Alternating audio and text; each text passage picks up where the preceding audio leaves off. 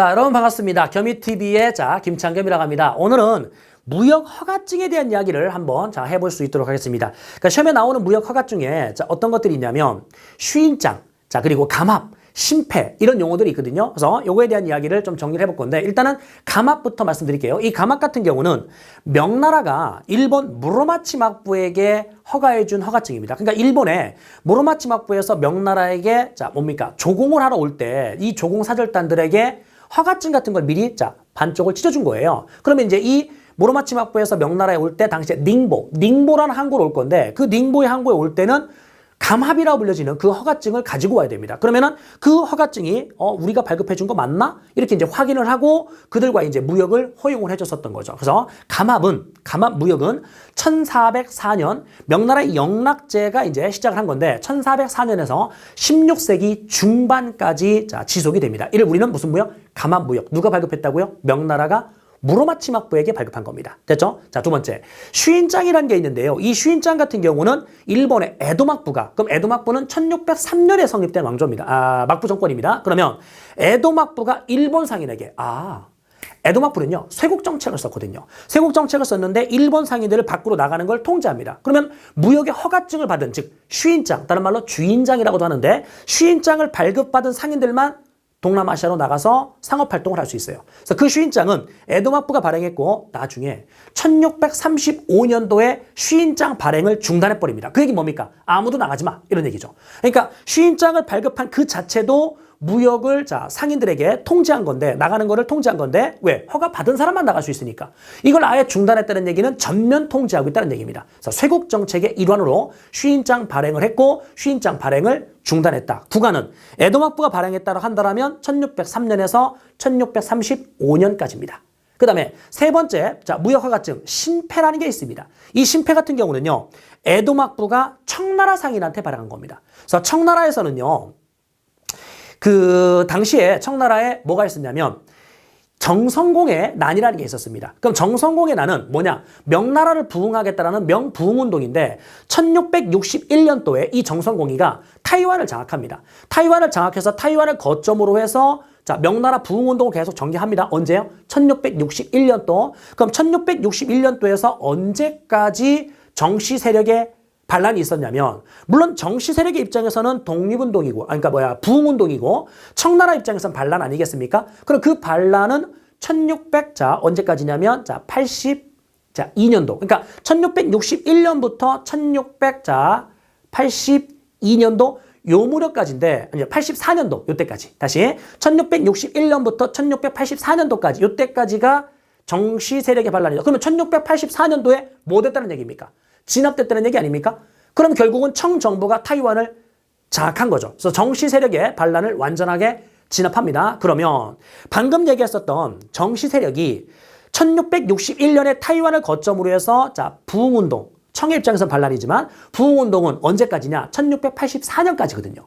그럼 1661년부터 1684년까지 청나라는 어떤 조치를 취했냐면 타이완의 이 섬을 근거지로 하는 이 정씨 세력과 해안가, 이 해안가에 있는 한족들, 그들이 손을 잡고 결탁할까봐 해안가 주민들을요, 뭐라고 했냐? 야, 니네 해안가에 살지 마. 전부 다 육지 안쪽으로 들어가. 그래서 경계선을 그어놓고요. 경계선을 딱 그어놓은 다음에 이 경계선 안쪽에 있는 사람들은 다 내륙으로 들어와라. 라고 천도시킵니다. 이거를 천계령이라고 합니다. 그럼 천계령이라는 거는 해안가의 주민들을 육지 안쪽으로 옮길 천자. 옮겨 살게 하죠. 그러니까 해안가에 사람을 살지 못하게 하는 겁니다. 왜냐하면 정씨 세력과 이렇게 결탁되는 걸 막기 위한 거죠. 그럼 나중에요. 정씨 세력을 완전하게 진압했다. 즉 정성공의 난을 완전히 진압했다라면 이 천계령을 더 이상 시행할 이유가 없죠. 그래서 천계령은 1661년부터 1684년까지 시행이 된 거고 정성공의 난이 진압된 그 직후에 1684년도에 천계령은 해제가 됩니다. 그럼 천계령이 해제됐을 때 청나라 상인들이요. 이제 다시 어떻게 됩니까? 해안가에 와서 대거 이제 거주하면서 대외 무역을 하러 나가는데 일본의 나가사키에 갑니다. 일본의 나가사키에 가는데 이 청나라 상인들, 지금도 여러분들 중국 사람들이 한번 백화점 쇼핑을 하면 무섭죠? 싹쓸이합니다. 그냥 이 캐리어 백에다가 화장품 같은 걸 한가득 다 집어넣어버리고 아예 캐리어채 결제를 해버리죠. 쇼핑 중독입니다. 아무튼요. 그러면 청나라 상인들이 일본 나가사키에 가서 뭘 사들이냐면 은을 사들여요. 와우.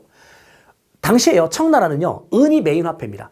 은을 메인 화폐로 썼기 때문에 예를 들어 세금을 낼 시즌이 되면 은의 가치가 계속 올라가요. 왜냐면 은이 귀해지니까. 그래서 여기 있는 이 청나라 메인 화폐가 은이었기 때문에 예를 들어 일본에서 은을 한 덩어리를 사오면 청나라에서는 2배의 가치가 됩니다. 그 청나라 상인들이 일본에 가서 엄청나게 많은 은을 사들입니다. 그리고 이제 중국에 왔죠.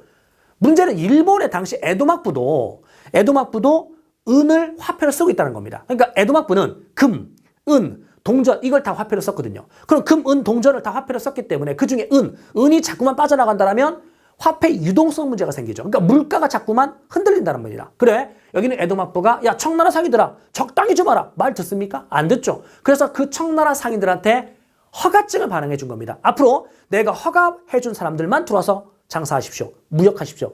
이렇게 된 거죠. 그게 바로 신패입니다. 그 신패는 천계령 해제 이후에 청나라 상인들의 일본 진출이 급증하는 시점. 그럼 17세기 완전 말 18세기. 그래서 18세기에 신패가 발행이 됐었던 겁니다. 한번 쭉 다시 나열해 볼게요. 감압은요, 1404년부터 16세기 중반까지고요. 쉬인장은요, 에도막부가 발행했다 한다면 1603년에서 1635년까지고요.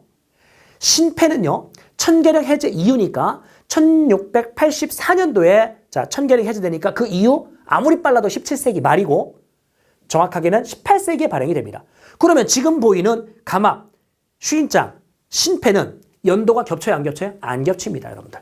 연도가 안 겹치기 때문에 예를 들어서 문제에 쉬인장을 제시한 이 문제가 나와서 쉬인장 무역, 그럼 그 구조에서 선택지에 감압 무역, 신패 이런 단어가 언급되면 다 틀리죠.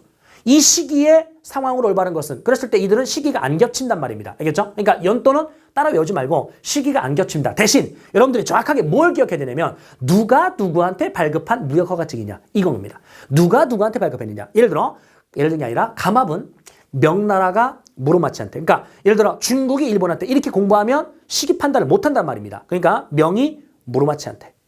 자, 그 다음에 여기에 있는 쉬인장 같은 경우는 에도막부가 일본 상인에게, 신패는 에도막부가 청나라 상인에게, 이 두 가지로 혼동합니다. 어떤 거고요? 신패하고 쉬인장을 혼동합니다. 이 세 가지, 자, 무역 허가증 정리해 두시고요. 자, 하나 더 팁으로 추가해 드린다면 이 일본의 에도막부 같은 경우 세국 정책을 펼쳤는데 그 세국 정책에서 나가지 마세요.